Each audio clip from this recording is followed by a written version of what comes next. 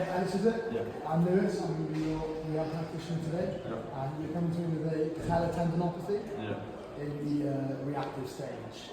So the reactive or disrepair stage of the patellar tendinopathy means it's the tendon's short-term protective response to sudden overload.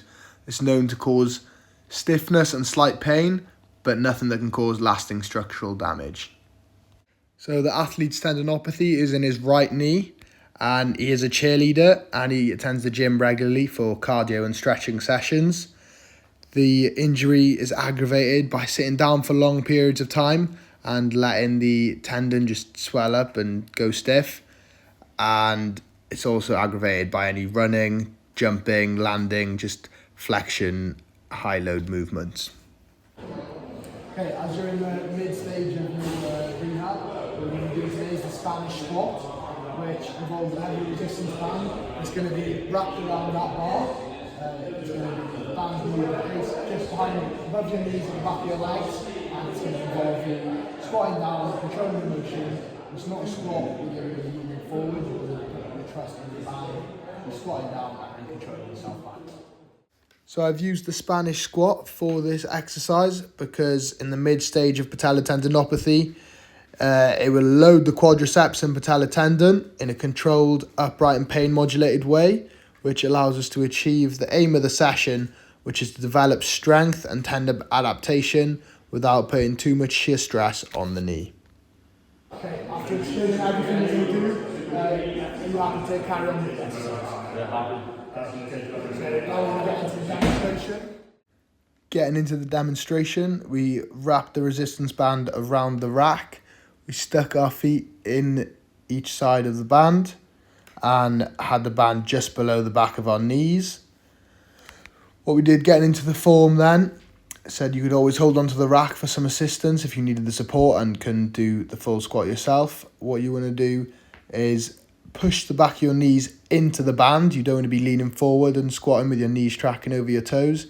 Keep an upright torso position, a neutral spine alignment, and you're going to lean back into the squat with keeping a nice controlled movement throughout. You want to drive your knees forward and outwards. Okay, I'm going to give you 5 reps. Use onto the bar if you're struggling with it. Nice, good position.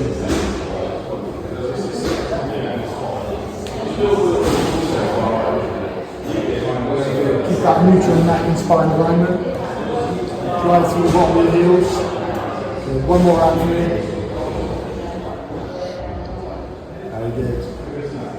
Then I gained some feedback from the client after he performed the exercise, asking how it felt and if there was any pain or anything.